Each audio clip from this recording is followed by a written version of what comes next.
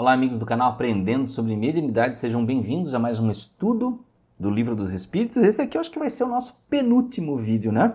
Que é o vídeo de número 196. Vamos aqui continuar na conclusão e vamos ler os textos 7 e 8, tá? Depois vamos até o 9, eu achava que tinha até o 10, na verdade até o 9, né? Me deu um branco aqui, tá? Então, vamos começar aqui, conclusão na parte do texto 7. O Espiritismo se apresenta sobre três aspectos diferentes: o fato das manifestações, os princípios de filosofia e de moral que dela decorrem e a aplicação desses princípios. Daí três classes, ou antes, 3 graus entre os adeptos. Primeiro, os que creem nas manifestações e se limitam a constatá-las. É para eles uma ciência experimental. Veja que Kardec está falando muito também sobre o aspecto lá do começo, tá? A visão dele lá no começo. Então, pessoas que veem as manifestações no aspecto experimental, tipo as pessoas que iam ver as mesas girantes. 2. Os que lhe compreendem as consequências morais. Então, estes já se aprofundaram mais. 3. Os que praticam ou se esforçam por praticar esta moral. Ou seja, aquele que já passou pelo fenômeno, já entendeu o fenômeno, já está entendendo os aspectos morais e ele já está praticando esses aspectos. Então ele já está lá no terceiro nível, né?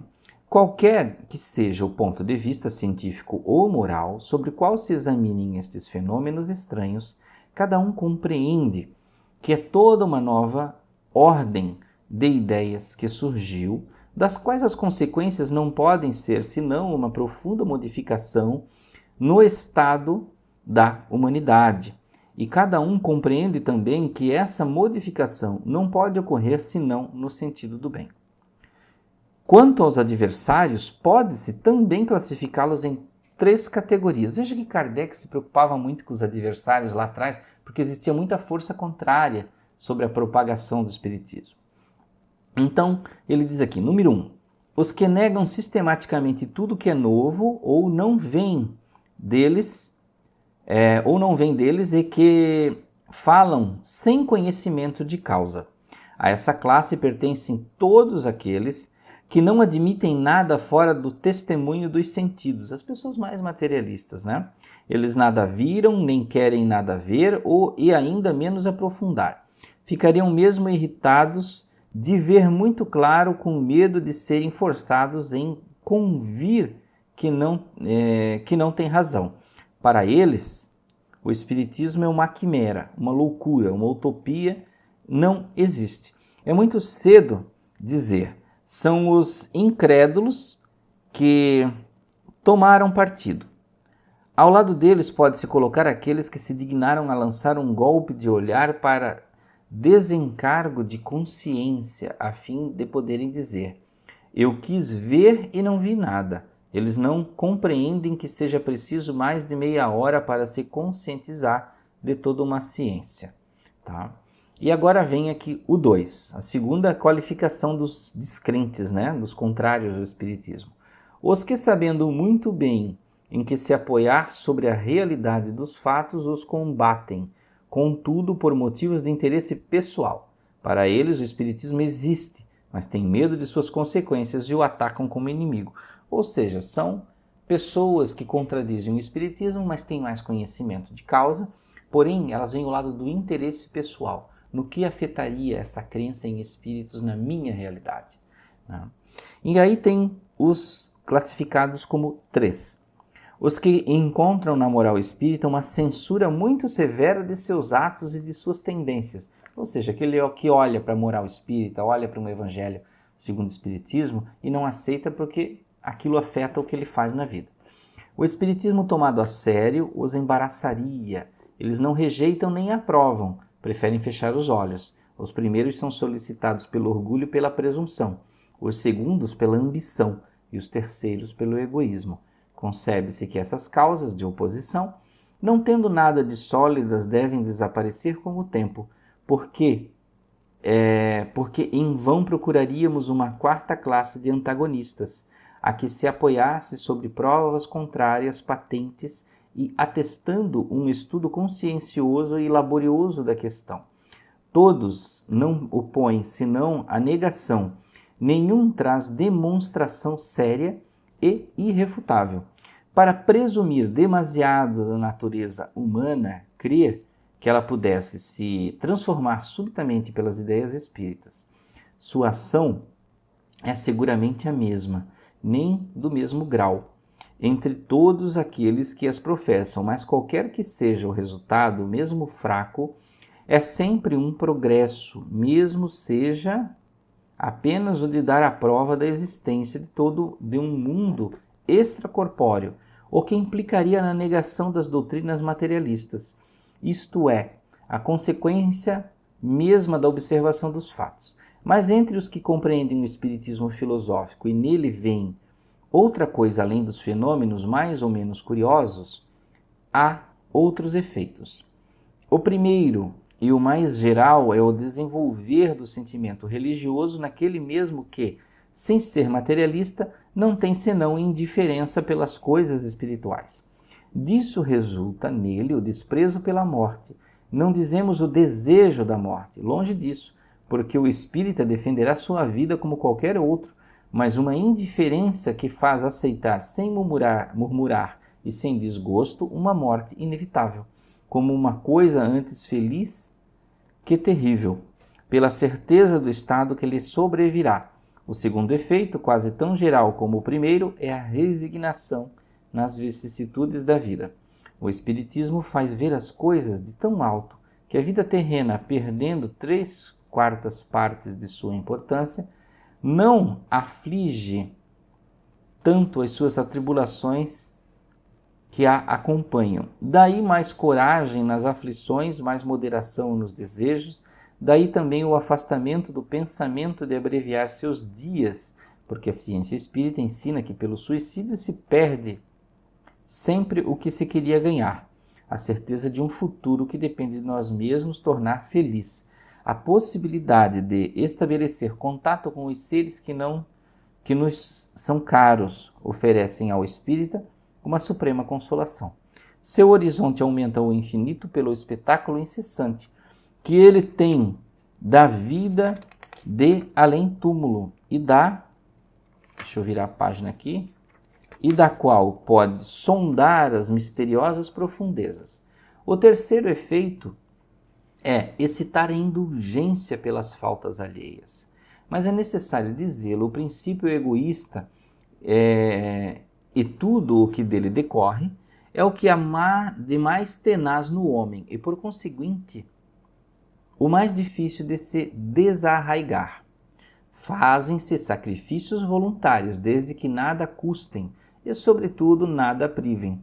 O dinheiro tem ainda, para a maioria, um atrativo irresistível, e bem poucos compreendem a palavra supérfluo quando se trata de sua pessoa.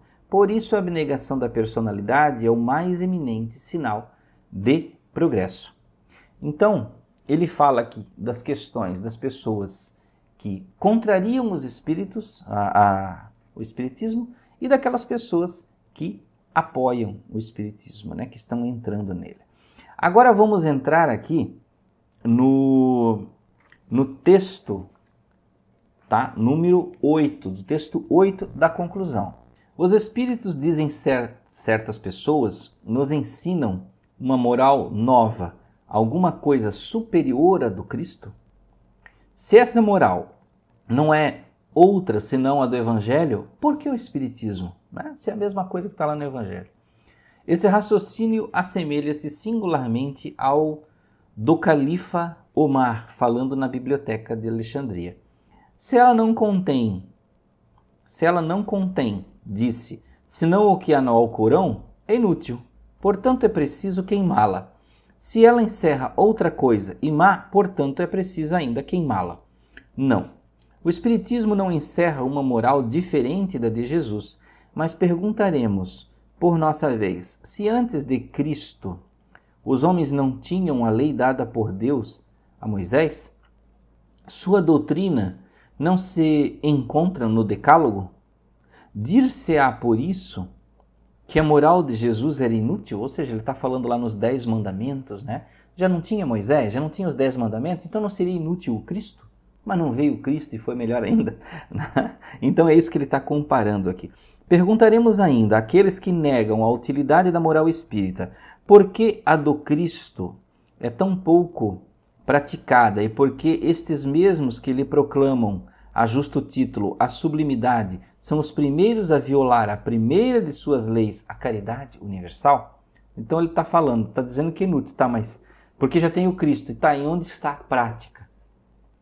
A prática daquilo que o Cristo disse, para comprovar que nada mais precisa. Os Espíritos vêm não somente confirmá-la, mas nos mostrarem sua utilidade prática. Eles tornam inteligíveis e patentes verdades que não haviam sido ensinadas senão sobre a forma alegórica. E ao lado da moral, vem definir os problemas mais abstratos da psicologia. Jesus veio mostrar aos homens o caminho do verdadeiro bem, porque Deus, que o havia enviado para lembrar sua lei esquecida, não enviaria hoje os espíritos para lembrar-lhes de novo e com mais precisão, quando a esquecem para tudo sacrificar ao orgulho e à cupidez? Quem ousaria pôr limites ao poder de Deus e traçar-lhe seus caminhos? Então quem é que vai dizer para Deus se Deus precisa mandar mais alguém para ajudar, para confirmar ensinamentos ou não? Como nós podemos ter essa certeza? Não? Quem diz que, como afirmam os espíritos, os tempos preditos não estão cumpridos e que não atingimos aqueles que as verdades mal compreendidas ou falsamente interpretadas devem ser ostensivamente reveladas ao gênero humano para apressar seu progresso? Não há alguma coisa de providencial nessas manifestações que se produzem simultaneamente sobre todos os pontos do globo? Ele estava afirmando, existe mediunidade em todos os pontos do globo, em diversas crenças, diversas culturas. Não é um só homem, um profeta que vem nos advertir, é a luz que surgiu por toda parte, é todo um mundo novo que se desenrola aos nossos olhos, como a invenção do microscópio nos descobriu o mundo dos infinitamente pequenos que não suspeitávamos, como o telescópio nos descobriu os milhares de mundos que não suspeitávamos mais. As comunicações espíritas nos revelam um mundo invisível que nos cerca e nos acotovela sem cessar e, sem que o saibamos, toma parte de tudo que fazemos. Ou seja, ele está comparando. Nós não acreditávamos em mundos microscópicos e o microscópio revelou esse mundo. Nós não acreditávamos nas estrelas, nos planetas e coisas do tipo, e o telescópio revelou esse mundo. Então ele está explicando que a mediunidade, o espiritismo, está revelando um mundo de outra dimensão. Então vamos continuar. Algum tempo ainda e a existência desse mundo, que é o que nos espera, será também incontestável como a do mundo microscópico e dos globos perdidos no espaço. Portanto, não é para nos ter feito conhecer todo um mundo? Nos ter iniciado nos mistérios da vida além túmulo? É verdade que essas descobertas, se lhes pode dar esse nome, contrariam um pouco certas ideias firmadas. Mas todas as grandes descobertas científicas igualmente não modificaram, transformaram mesmo as ideias mais acreditadas. E ainda foi necessário que o nosso amor próprio se curvasse diante da evidência. Então ele está falando de evidências, que descobertas novas nos fazem descobrir e nos obrigar a aceitar que existe um outro mundo. Ocorrerá o mesmo com respeito ao Espiritismo, e dentro em pouco ele terá direito de cidadania entre os conhecimentos humanos. As comunicações com os seres de além-túmulo tiveram por resultado nos fazer compreender a vida futura, de nos fazer vê-la, de admitirmos as penas e os gozos que nela nos esperam segundo nossos méritos. E por isso mesmo de reconduzir ao espiritualismo aqueles que não viam em nós senão a matéria, uma máquina organizada. Por isso tivemos razão em dizer que o Espiritismo matou o materialismo pelos fatos. Não tivesse produzido senão esse resultado e a sociedade lhe deveria reconhecimento. Mas ele faz mais. Mostra os inevitáveis efeitos do mal e, por conseguinte, a necessidade do bem. O número daqueles que reconduziu a sentimentos melhores, dos quais neutralizou as más tendências e desviou do mal, é maior do que se crê e aumenta todos os dias. É que para eles o futuro não é mais incerto, não é uma simples esperança, é uma verdade que se compreende, que se explica quando se veem, quando se ouvem aqueles que nos deixaram, se lamentar ou se felicitar do que fizeram sobre a terra. Quem quer que disso é testemunha, reflete e sente a necessidade de se conhecer, de se julgar e de se corrigir. Então veja que Kardec está explanando que o Espiritismo ele tem uma capacidade expansiva de demonstrar um mundo além daquele que nós conhecemos e comparou com outras ciências. Talvez em um dado momento seja mais difícil demonstrar esse mundo.